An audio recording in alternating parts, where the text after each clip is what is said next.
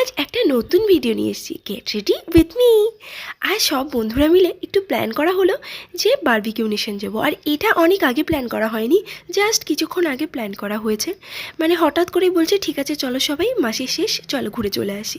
এদিকে সবাই মাসি শেষে সব টানা পড়নে চলে, আর আমরাও কিন্তু তাই এখান থেকে ধার করে ওখান থেকে ধার করে বললাম ঠিক আছে চলো যাওয়াই যাক। সেরকমভাবে প্ল্যান ছিল না বলে সেরকমভাবে কিছু ডিসাইডও করতে পারিনি, হাতের কাছে যা ছিল তাই পরে নিলাম। আর বাইরে আজকে খুব ঠান্ডা পড়েছে, সেই জন্য একটু জ্যাকেটও পরে নিলাম। তারপর ভাবছিলাম খোলা চুলে যাব না চুলটাকে বেঁধে নেব।